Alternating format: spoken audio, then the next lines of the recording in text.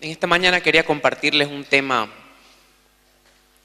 que con los jóvenes he compartido muchísimas veces y bueno, como ven el título de la prédica pregunta ¿cuál es el problema?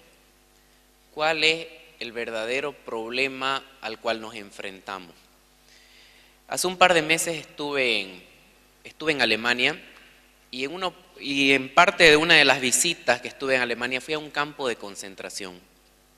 Fue un campo de concentración que funcionó entre 1936 y 1945, construido por los nazis para encarcelar y liquidar masivamente a opositores políticos, judíos, gitanos, homosexuales, prisioneros de guerra, testigos de Jehová. Aproximadamente unos 30.000 prisioneros de todo tipo fueron asesinados en ese campo. Entonces yo estaba en ese lugar donde 30.000 personas fueron asesinadas. Y eso no fue todo lo que me impresionó absolutamente todo. Yo recuerdo que entraba a los lugares, a las cabañas donde vivían las personas y tenían camas de este tamaño de ancho aproximadamente, una encima de otra, y en cada cama dormían 3 personas. Comían un poco a las 5 de la mañana, cuando despertaban no comían más hasta el otro día, los hacían hacer trabajos forzados, tenían pistas de marcha donde probaban sobre el barro las nuevas botas que probaban para la guerra y cada uno caminaba aproximadamente 40 kilómetros. Se mantenían algunos en aislamiento estricto, sin comida prácticamente, a algunos se los colgaba de la mano detrás de la espalda, a los que se intentaban fugar los ponían en una prisión dentro del campo de concentración. A mí me llamaba la atención cómo es que hay una prisión dentro del campo de concentración. El mensaje que les quería decir, hay algo peor que lo que estás viviendo. Entonces, era una quitarle la identidad desde que pisaban, desde que entraban. Una de las cosas que hacían, por ejemplo, a los prisioneros que estaban entrando al campo de concentración, le quitaban todas sus pertenencias, le cortaban el pelo, ahora ya no tenían nombre, sino un número de identificación, y le daban tallas de ropa o mucho más grande o mucho más chica de manera intencional. ¿Por qué? Porque el fin era deshumanizarlo, que entiendan de que ellos no valían nada, de que no tenían absolutamente ningún valor ahí adentro. A las personas que intentaban suicidarse ni siquiera se los permitían. Le estaban diciendo, tu vida no vale nada y tu vida no está en tu control, ni siquiera tenés el derecho o la libertad de quitarte tu propia vida.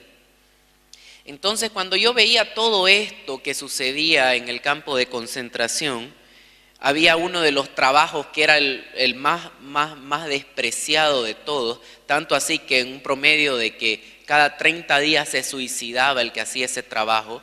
A uno de los prisioneros lo seleccionaban para que cuando morían las personas en las cámaras de gas, ese prisionero debería inspeccionar cada uno de los cadáveres y revisar cada uno de los orificios de ese cadáver para ver si habían guardado o escondido algo de valor. Esas personas después de 30 días se suicidaban porque no soportaban el peso de ese trabajo. Yo decía, este campo de concentración, y me ponía a pensar, fue tan bien planificado, fue tan bien estructurado para el mal, para la maldad, para destruir, para asesinar, para quitarle la identidad, para humillar. ¿Cómo puede ser? Porque a veces uno piensa que uno a veces comete cosas, hace cosas malas, se equivoca, falla, pero muchas veces lo hace de manera impulsiva, ¿no es cierto? Pero ¿cómo puede ser que se haya diseñado este campo de concentración para matar, para destruir? Hay algo que no está bien. Y después, cuando me ponía a pensar en esto, también recordaba de que no es la única ocasión en la que el ser humano ha hecho y ha tenido este tipo de masacres? Bueno, este era un campo de concentración de cientos que habían por toda Europa durante la Segunda Guerra Mundial, pero no fue el único momento. También Gengis Khan en el siglo XIII hizo una masacre. Tenemos las cruzadas que fue desde 1096 a 1444, genocidio armenio en 1927, armas químicas usadas en Vietnam en 1964 en adelante a 1975. Hoy vemos el genocidio que hay tanto en Siria, no sabemos qué está pasando en Corea del Norte. Entonces tenemos ejemplos de 1000 años atrás y tenemos ejemplos actuales del asesinato bien planificado por parte del ser humano a otros seres humanos. ¿Cómo puede ser en la creación más importante, en la creación más evolucionada, en la creación más inteligente? Hay algo que no debe andar bien. ¿De dónde surge tanta maldad? Y ahí es cuando tenemos que irnos a la Biblia, en Romanos 3:23, y nos dice: por cuantos todos pecaron y están destituidos de la gloria de Dios. Eso es lo que nos dice Dios.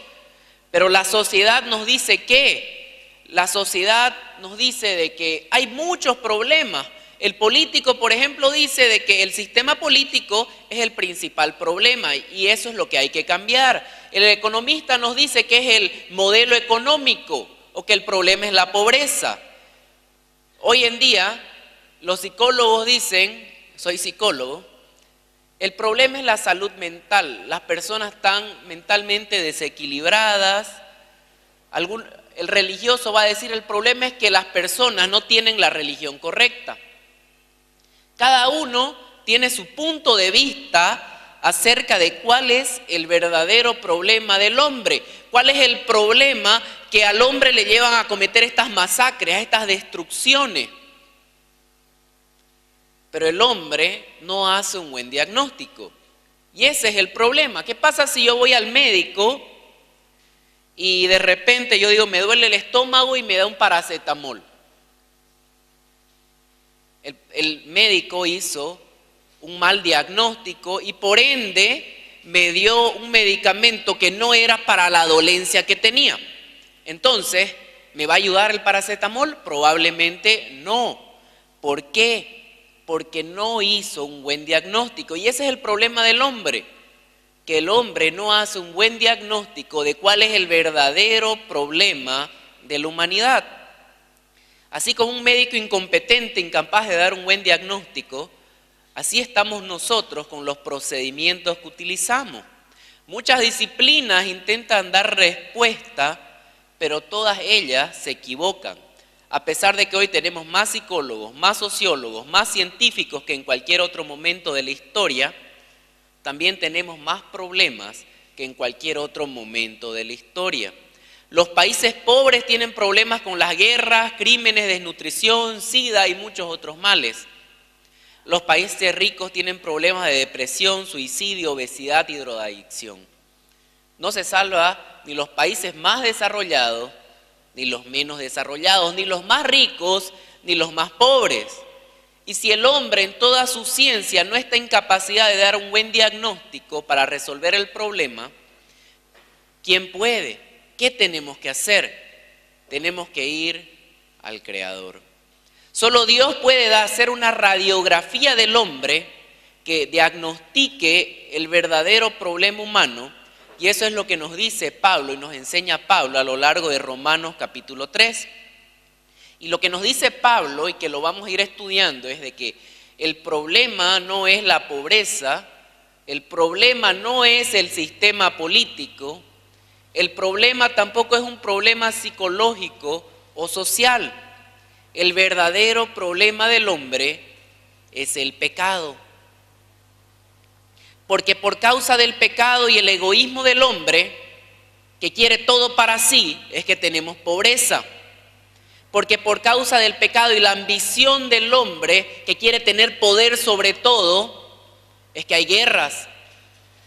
Porque por causa del pecado, a pesar de grandes esfuerzos por mejorar la situación del hombre, y efectivamente tenemos grandes científicos que intentan solucionar el problema de las enfermedades, tenemos grandes organizaciones sin fines de lucro que intentan solucionar el problema del hambre, de las enfermedades, de la pobreza. A pesar de esos grandes esfuerzos, continuamos fracasando y seguimos teniendo el mismo problema.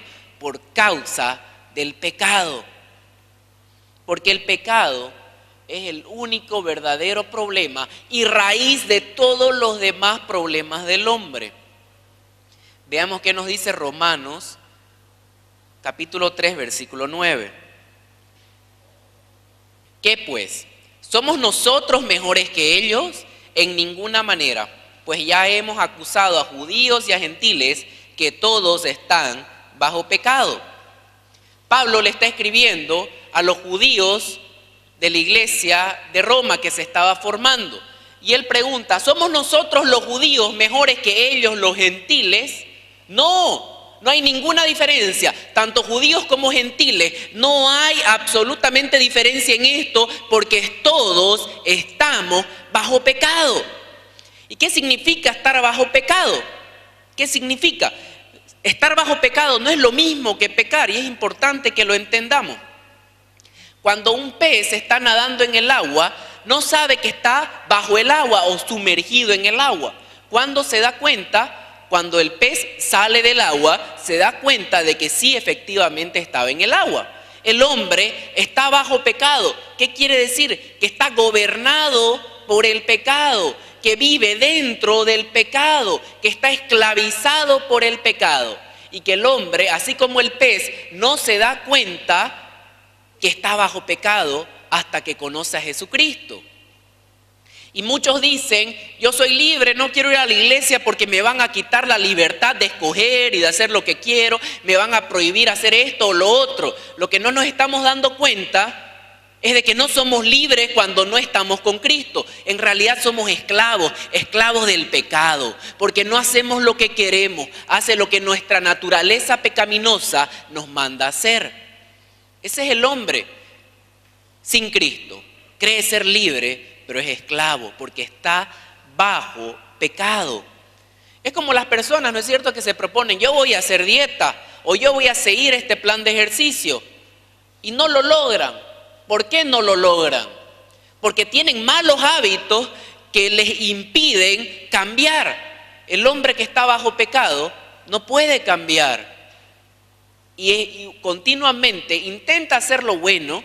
Dice, voy a dejar de mentir, voy a dejar de robar, voy a dejar de deshonrar a mis padres, voy a dejar de cometer adulterio, voy a dejar de estar en relaciones antes del matrimonio. Se lo propone muchas veces, quiere hacerlo, pero no lo logra. ¿Por qué? Porque está bajo pecado, porque su naturaleza jala más fuerte. Como Pablo dice, el apóstol Pablo en Romanos 7:15, porque lo que hago no lo entiendo, pues no hago lo que quiero, sino lo que aborrezco, eso hago. El apóstol Pablo está describiendo la situación de una persona inconversa que probablemente conoce los mandamientos de Dios, conoce qué es bueno y qué es malo, pero no puede dejar de hacer lo malo. No hago lo que quiero, sino lo que aborrezco, eso hago. Ese es el hombre bajo pecado que no ha conocido y que no ha sido revelado el evangelio de Jesucristo, o que no ha tomado el Espíritu Santo el control de su vida, que intenta hacer lo bueno por sus propias fuerzas, que intenta, sí, se esfuerza por bajar de peso y no lo logra muchas veces, porque no está haciendo las cosas bien. Entonces el hombre que intenta hacer lo bueno por sus propias fuerzas, pasa esto: hago lo que no quiero, continuamente va a fracasar una y otra vez. Romanos 3, versículo 10 dice, como está escrito, no hay justo ni aun uno. Como todos están bajo pecado, todos pecan. ¿Y eso qué me lleva a decir? Que no hay un justo ni aun uno, no hay una sola persona que pueda ser justa delante de Dios. Y esto es importante, justa delante de Dios, es decir, según el estándar de Dios. Porque muchos dicen, yo conozco personas buenas y que no son cristianas y que nunca han ido a la iglesia. Y la pregunta que hay que hacerle a esas personas que dicen eso es, buenas según la opinión de quién. Porque lo que es bueno para el hombre no es necesariamente bueno para Dios. Lo que es suficientemente bueno para el hombre seguramente no es suficientemente bueno para Dios. ¿Por qué? Porque el estándar de Dios y el estándar del hombre no es el mismo. Y permítanme darles un ejemplo. En Mateo 22, 36, 39, le preguntan a Jesús, Maestro, ¿cuál es el gran mandamiento en la ley? Y Jesús le dice, versículo siguiente, amarás al Señor, tu Dios, con todo tu corazón, con toda tu alma y con toda tu mente. Este es el primero y grande mandamiento. Entonces, el mandamiento más importante, amar a Dios con todo nuestro corazón, toda nuestra alma y toda nuestra mente. Violar este mandamiento representaría violar el más grande y el más importante de los mandamientos, ¿cierto? Y la realidad, ¿cuál es? Que continuamente violamos este mandamiento. Violamos este mandamiento porque nosotros nos amamos a nosotros mismos con todo nuestro corazón, con toda nuestra alma y con toda nuestra mente. Nos idolatramos a nosotros mismos, hacemos las cosas para nuestro propio provecho, pensando en mi beneficio, pensando en darme a mí lo que yo quiero, lo que yo deseo, lo que me satisface. Quien diga de que muchas veces no hace esto, está en un error. Porque amar a Dios sí es un mandamiento, con toda nuestra alma, con todo nuestro corazón y con toda nuestra mente. Pero ¿lo hacemos todo el tiempo? ¿O alguna vez no lo hacemos? Seguramente muchas veces nos ponemos a nosotros mismos antes que a Dios. Y eso se llama idolatría. Porque de esa idolatría, que es amarme a mí mismo, con toda mi mente, con todo mi corazón y toda mi fuerza, surge el orgullo, surge el egoísmo que provocan las cosas que tenemos hoy en la humanidad. Sí, de esa idolatría, de pensar en mi beneficio. Y es por eso que las naciones entran en guerra con otras naciones, porque esa otra nación tiene petróleo, por ejemplo. Porque esa nación quiere tener la riqueza, o quiere tener el dominio, o quiere tener el control político. Pero eso, ¿de dónde surge? Termina, a fin de cuentas, si nos damos cuenta, a nivel individual, de un grupo de personas que desean eso para su país y para ellos. Las guerras surgen del pecado de idolatría, de querer las cosas para nosotros, de querer las cosas que sean como yo quiero que sean. Y es por eso que dice, no hay un justo y todos están bajo pecado. Versículo 11 dice, Romanos 3:11, no hay quien entienda, no hay quien busque a Dios. Existe, nos está diciendo la palabra, una inhabilidad del hombre para buscar a Dios y para conocer las verdades de Dios. El ser humano no tiene ninguna inclinación hacia Dios en su estado natural y pecaminoso. Pero muchos dirán, pero si yo llegué a la iglesia buscando a Dios, eso dicen muchos. Yo fui a la iglesia porque quería más de Dios, quería encontrarme con Dios. Y si nos analizamos nuestras verdaderas motivaciones cuando llegamos a la iglesia, por ahí nos vamos a dar cuenta de que no estábamos buscando a Dios, sino estábamos buscando la bendición de Dios, la restauración de Dios, la sanidad de Dios, el amor de Dios, lo que Dios me da, no a Dios. Por eso dice la palabra, no hay quien busque a Dios, porque muchas veces estamos buscando lo que Dios me puede ofrecer Y tenemos, antes de conocer el verdadero Dios de la Biblia, tenemos como un Dios de lámpara de Aladino, que queremos acudir a Él para que cumpla mis deseos. Cuando la palabra nos dice y nos enseña que somos nosotros los que deberíamos cumplir los deseos de Dios. Pero nos damos cuenta de que no hay quien busca a Dios porque realmente buscamos los beneficios de estar con Dios más que al verdadero Dios. Un no creyente incluso puede estudiar la Biblia, tomar un examen y pasar con buena nota, pero eso no lo lleva a amar a Dios. Ninguna persona se inclina naturalmente hacia Dios. ¿Por qué? Porque el pecado ha dañado su voluntad. Es como el ejemplo que si tenemos una paloma y un buitre y ponemos delante de la paloma y del buitre maíz y carroña, la paloma ¿hacia dónde se va a dirigir? Hacia el maíz, y el buitre hacia la carroña. ¿Por qué? Porque está en su naturaleza comer carroña y para la paloma ir hacia el maíz. Si traemos un chanchito, lo lavamos, lo vestimos, lo peinamos, está limpiecito y lo soltamos, ¿qué va a hacer el chanchito? Se va a ir a revolcar en el lodo. ¿Por qué? Porque es chancho y en su naturaleza está ser chancho. ¿Qué tiene que suceder para que el buitre escoja el maíz o el chanchito deje de revolcarse en el lodo? El buitre tiene que dejar de ser buitre y el chancho tiene que dejar de ser chancho. Tiene que haber un cambio de naturaleza. Y eso es lo que Dios hace en nosotros. Y eso es lo que sucede con nuestras vidas cuando tenemos un encuentro real con el Espíritu Santo que nos transforma.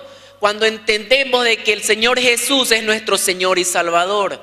Cuando nos encontramos con Él, Él hace un milagro en nuestras vidas y cambia nuestra naturaleza. Es por eso que Jesús le dice a Nicodemo, es necesario que nazca de nuevo. Está haciendo referencia a ese cambio de naturaleza que tiene que haber en nosotros para que tengamos la capacidad de buscar a Dios y la capacidad de obedecer sus mandamientos. Tenemos que preguntarnos a nosotros mismos, ¿hemos tenido ese cambio? ¿Ha habido un cambio de naturaleza en mi vida? ¿Estoy inclinado ya hacia las cosas de Dios o todavía estoy esclavizado por el pecado? Tenemos que entender de que sin Cristo tenemos una naturaleza caída bajo pecado, una naturaleza que heredamos y una naturaleza la cual no podemos rechazar y no podemos liberarnos de esa naturaleza con nuestro propio esfuerzo, sino que es obra del Espíritu Santo. Versículo 12, Romanos 3, dice, todos se desviaron, a una se hicieron inútiles. No hay quien haga lo bueno, no hay ni siquiera uno. Pero ¿cómo que no hay quien haga lo bueno? Si existen personas que no son cristianas, existen padres no creyentes que aman a sus hijos y son capaces de dar la vida por sus hijos. Si hay personas que son fieles a su pareja y no son creyentes, hay personas que son honestas en sus negocios y no conocen a Dios. Hay no creyentes que se dedican a causas humanitarias como la Cruz Roja u otras organizaciones para ayudar a los demás. ¿Cómo puede ser que la palabra diga no hay quien haga lo bueno? Y tenemos que entender lo siguiente, de que el ser humano fue creado como a imagen y semejanza de Dios. Y aunque esa imagen se haya dañado por el pecado, permanecen algunos elementos que llevan al hombre a hacer cosas buenas en favor de los demás. Sí, hacemos cosas buenas en favor de los demás, pero eso no significa que esas buenas obras lo califican o lo hacen aceptables, aceptos delante de Dios. Esas buenas obras no significa que compensa todo lo malo que yo hice. Dios no es como que va a poner, aquí está todo lo bueno que hizo y aquí está todo lo malo. Está equilibradito, entonces es salvo. Hizo más cosas buenas al cielo. Hizo más cosas malas al infierno. No sucede así. Yo les quiero explicar por qué. Porque uno de los elementos de Dios, una de las características de Dios es que Él es un Dios santo, santo, santo. Cuando la palabra habla de la santidad de Dios, repite santo, santo, santo. Y al ser un Dios santo no puede tener el mínimo contacto con una persona que ha pecado, aunque sea una sola vez. Porque hay un abismo entre la santidad perfecta de Dios y un mínimo y pequeño pecado. Es un abismo. Y Dios no puede relacionarse con el pecado porque es 3 veces santo. Entonces, ¿qué tiene que suceder? El hombre, para que sea justo delante de Dios, tiene que estar completamente limpio. ¿Y eso está en capacidad del hombre hacer eso? ¿El hombre será que puede llegar a ese nivel de justicia? No puede. Y es por eso que decimos de que según los estándares de Dios hay una gran diferencia entre justicia para Dios y justicia para el hombre. En Mateo 5, 21, 22 dice: oíste que fue dicho a los antiguos, no matarás, y cualquiera que matare será culpable del juicio. Pero yo os digo que cualquiera que se enoje contra su hermano será culpable del juicio, y cualquiera que diga necio a su hermano será culpable ante el concilio, y cualquiera que le diga fatuo quedará expuesto al infierno de fuego. Cualquiera que se enoje contra su hermano será culpable del juicio. Dios está haciendo una aclaración y mostrando la diferencia entre lo que es para el hombre ser, por ejemplo, homicida, y lo que es para nosotros ser homicida. Según la ley, ser homicida, para que yo sea un homicida, yo tengo que haber asesinado a alguien de alguna manera. Para Dios, según el estándar de Dios, basta que yo insulte a mi hermano para convertirme en homicida. Un abismo de diferencia entre lo que es el pecado para Dios y el pecado para el hombre. Entre lo que es la justicia para Dios y la justicia para el hombre. Que yo odie en mi corazón a mi hermano o lo insulte, ya me convierte en un homicida. Ese es el estándar de Dios. Y bajo ese estándar, si todos nos sometemos a prueba, ¿qué sucede? ¿Cuál va a ser nuestro dictamen? Versículo 18, Romanos capítulo 3 dice: no hay temor de Dios delante de sus ojos. ¿Qué significa esto? ¿Y a qué conclusión nos lleva esto? Y con esto vamos a cerrar lo que es el diagnóstico. Proverbios dice de que el temor de Dios es el principio de la sabiduría. Romanos 3:18 nos dice de que no hay temor de Dios delante de sus ojos. El hombre decidió vivir como a espaldas de Dios, decidió vivir como no haciendo caso, no importándole lo que Dios opina. Esta razón es suficiente para que se causen y se generen todos los males de este mundo. No hay temor de Dios. Venimos a la iglesia y creemos que está todo bien y afuera hago mi vida como me da la gana. Eso es falta de temor de Dios. Creer que yo puedo vivir como quiero y que al final no voy a ser juzgado y que al final yo fui bueno, hice algunas cosas buenas. Eso es no hay temor de Dios. La palabra en Santiago nos dice que los demonios creen y tiemblan, porque los demonios sí tienen miedo del juicio de Dios, sí saben lo que les espera, sí saben a qué van a tener que atenerse, a la ira de Dios que va a caer sobre ellos.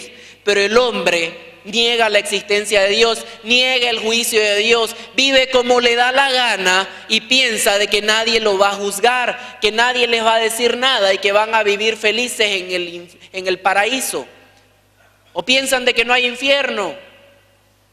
No tienen temor al juicio. Personas que asesinan, sí, ese es un extremo, pero personas que continuamente están pecando en lo mismo, continuamente están robando, mintiendo, engañando, estafando, insultando, no hay temor de Dios. Y el problema que La sociedad tiene un concepto totalmente distorsionado de los valores que antes se tenían. Porque hoy la sociedad llama problema lo que Dios llama pecado. Hoy la homosexualidad en todo el mundo prácticamente es una opción, mientras que para Dios es pecado, al mismo nivel que cualquier otro pecado. Para los hombres la infidelidad es lo normal, mientras que para Dios es pecado. El mundo llama aborto a un derecho que tengo sobre mi cuerpo, cuando la palabra de Dios dice que la vida Él la da desde el vientre. La sociedad aquí en Santa Cruz promueve días de orgía en carnaval, borrachera, de todo, para después entrar en un periodo de cuaresma, de purificación. Eso no es lo que Dios quiere. Dios no quiere que tengamos una vida marcada por 3 días de orgía y 40 días de santidad. Lo que Dios quiere es obediencia a su palabra siempre. Que vivamos una vida agradable a Él, que busquemos agradarlos a Él todos los días de nuestra vida. No hay días de excepción ni de libertinaje, ni días en lo que yo puedo hacer lo que me dé la gana. Eso no está en la palabra de Dios. Y ese es el tipo de sociedad que tenemos, con orgía, con pecados, llamando problema o llamando elección a lo que la Biblia, la palabra de Dios que no cambia, llama pecado. Se ha perdido el temor de Dios y el pecado es lo normal. Y el pecado es hasta lo bueno, es lo sano. Porque irme a vivir con mi pareja para probar es lo normal y es lo sano y es lo aconsejable. Lo que para Dios es pecado, para la sociedad es lo sano y lo bueno. Hay un grave problema. Las facultades humanas, todas han sido afectadas, dañadas y corrompidas por el pecado. El intelecto, la voluntad y las emociones. Ese es el diagnóstico que Dios hace al hombre. Y está clarísimo en Romanos capítulo 1, 28, que dice: y como ellos no aprobaron tener en cuenta a Dios, Dios los entregó a una mente reprobada para hacer cosas que no convienen, estando atestados de toda injusticia, fornicación, perversidad, avaricia, maldad, llenos de envidia, homicidios, contiendas, engaños y malignidades, murmuradores, detractores, aborrecedores de Dios, injuriosos, soberbios, altivos, inventores de males, desobedientes a los padres, necios, desleales, sin afecto natural, implacables, sin misericordia, quienes, habiendo entendido el juicio de Dios, que los que practican tales cosas son dignos de muerte, no solo las hacen, sino que también se complacen con las que las practican. Una lista enorme de pecados en las que el ser humano, en las que la sociedad continuamente cae. Pero no solamente cae en esos pecados, sino que se complace al ver que los demás caen. Se complace en ver una sociedad con valores invertidos a los valores de Dios. Una sociedad que promueve el pecado, que promueve la orgía, que promueve la borrachera, que promueve el sexo antes del matrimonio. Se complacen de eso. Esa es la clase de sociedad y de mundo en el que vivimos, corrompido por el pecado. Romanos 3:23, el primer versículo que leíamos: por cuanto todos pecaron y están destituidos de la gloria de Dios. ¿Quiénes pecaron? Todos. ¿Cuál es el veredicto? Culpable. Estamos destituidos de la gloria de Dios. ¿Qué nos dice? Hay una barrera que no podemos traspasar, que nos separa de Dios. Porque la paga del pecado es muerte, dice Romanos 6:23. La sentencia de un juez justo y santo como Dios, ¿cuál es? Respecto a nuestras vidas, culpable. Somos culpables. Pero esa es la primera parte. Y eso es lo primero que tenemos que entender. De que no somos buenos. De que dentro de nosotros, aquí, no hay uno bueno. De que todos pecamos. Pero también tenemos que entender de que para ese hombre pecador, para ese hombre destituido de la gloria de Dios, para ese hombre que inicialmente no buscaba a Dios, es por ese hombre pecador, el cual Jesucristo murió. Jesucristo murió para dar vida a los que estaban muertos en sus delitos y pecados. Jesucristo, la palabra de Dios no dice que murió para dar vida a los que eran justos, porque la palabra dice de que los sanos no tienen necesidad de médico. En los tiempos de Jesucristo había muchas personas, los fariseos, que se creían que cumplían toda la ley y que eran aceptables, que eran aceptos, que eran buenos por sus obras, porque iban a la iglesia, porque se reunían en el templo, porque leían la palabra de Dios, porque oraban, porque hacían ayunos. Eso creían los fariseos. Hay personas también que creen que son salvas hoy en día porque vienen a la iglesia, participan de las actividades de la iglesia, tienen su pequeña familia, porque predican en una pequeña familia, porque abren las puertas de su casa. No, no, para nada. La palabra dice de que la muerte de Jesús no es para los que creen estar sanos, no es para los que piensan de que se ganaron la salvación con sus obras o con su buen comportamiento. Es para los que se dan cuenta de que son pecadores, de que hay un problema en su vida, de que su vida ha sido dominada por el pecado, de que han vivido bajo pecado. Es por ello que murió Jesucristo. Si analizamos nuestra vida, podemos analizar de que continuamente hemos pecado, con mentiras, murmuración, borracheras, violencia y peleas, relaciones sexuales antes del matrimonio, infidelidad a nuestra pareja, deshonra hacia los padres, maldecir o insultar a otras personas, el aborto y cuántas otras listas de pecados hemos visto. En más de una seguramente o en alguno de ellos hemos caído. Pero lo importante no es en cuántos hemos caído, lo importante es reconocer de que estamos enfermos, necesitados de un Salvador. Los sanos no tienen necesidad de médicos, sino los enfermos. No he venido a llamar a justos, sino a pecadores. Eso es el mensaje del Evangelio. Y ese es el significado de la cruz. No se trata de esforzarse por cambiar. No se trata de disciplinarme por dejar de pecar. Se trata de entregar nuestra vida y rendirnos ante quien ya fue justo, ante quien ya fue santo, ante quien murió en esa cruz sin ningún pecado, para que me otorgue su santidad. Tengo que rendir mi vida a Él. De eso se trata el Evangelio. Y Él nos cambia. Cuando rendimos nuestra vida al Señor Jesús, hay una transformación en nuestra vida. Hay un cambio de naturaleza. De buitre nos convertimos en palomita. Buena, ¿no es cierto? Ese es el inicio de la vida cristiana. No puede haber un inicio de la vida cristiana si primero no hay una obra del Espíritu Santo en nuestra vida cambiando nuestro corazón para que se incline hacia las cosas de Dios. Por eso es que tenemos que rendirnos a Él. Por eso todo comienza reconociendo y entendiendo la cruz de Cristo.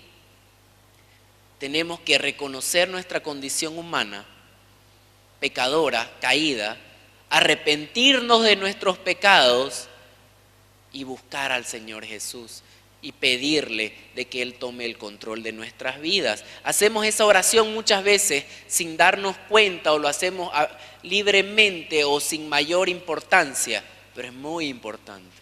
De que Él sea el Señor y Salvador de mi vida.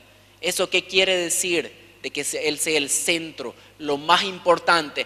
De que todo lo que haga de aquí en adelante esté relacionado a ese propósito, esté vinculado a servirle, a amarle, a obedecerle, a que Él sea el centro. Tenemos que encontrarnos con Dios. Y en ese encuentro con Dios Él nos cambia y nos transforma. Me encanta el encuentro de Isaías con el Señor en Isaías 6:5. Cuando Dios lo llama Isaías se encuentra con Dios. Él exclama: ¡ay de mí que soy muerto! Porque siendo hombre inmundo de labios y habitando en medio de pueblo que tiene labios inmundos, han visto mis ojos al Rey Jehová de los ejércitos. Se encuentra con Dios y se da cuenta de que tiene una condición pecadora, que es de labios inmundos y que sus ojos han visto al Rey que es santo. Busquemos tener un encuentro real con Dios y que podamos darnos cuenta de que delante de Él somos pecadores y que Él es santo. Pero también podamos darnos cuenta de que Jesucristo murió en aquella cruz para que yo sea santo, para que yo tenga un cambio de naturaleza y un cambio de vida, para que yo pueda iniciar una nueva vida juntamente con Él. Y Él promete no abandonarnos y estar con nosotros hasta el fin del mundo. Amén. Quisiera que oremos. Te damos gracias, Señor, por esta mañana, por este nuevo día que nos regalas. Y queremos en este tiempo reconocer, Señor, de que no son mis obras ni mi buen comportamiento lo que me acerca a ti, sino es la cruz de Cristo. Que yo he pecado, yo he fallado, yo me he equivocado. Mi vida está manchada por el pecado, pero tu sangre convierte mi vida en blanca. Y yo puedo presentarme ante ti confiadamente, no porque fui bueno ni porque no pequé, sino porque tú moriste por mí en aquella cruz y yo decidí seguirte. Yo decidí confiar en ti. Yo decidí tenerte como mi Señor y Salvador.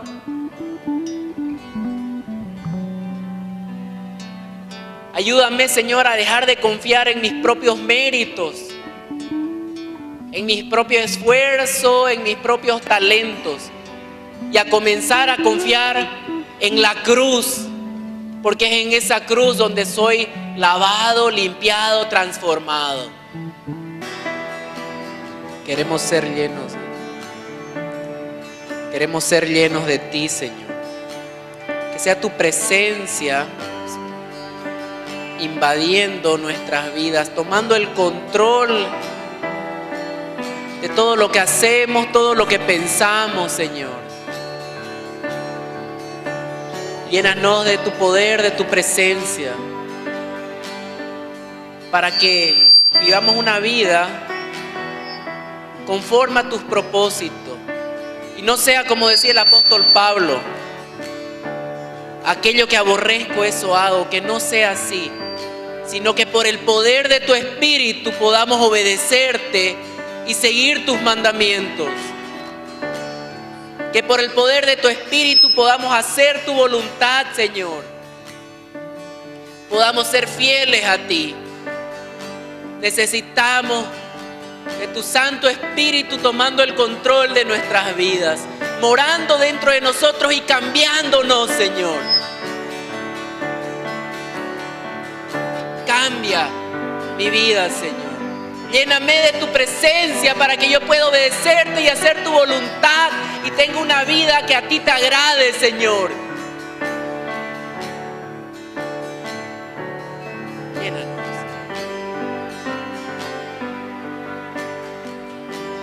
Te entrego las vidas, Señor, de las personas que están en este lugar,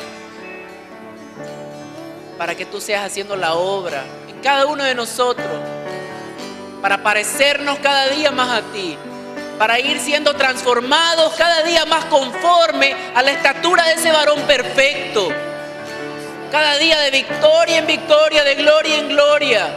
Vamos de tu mano, Señor, caminando hacia la perfección, reconociendo de que no vamos a terminar este camino hasta el final de nuestros días, pero no abandonamos el camino y cada día damos un paso más. nos santificamos un poco más, nos parecemos a ti un poco más, por el poder de tu Espíritu que mora en nosotros.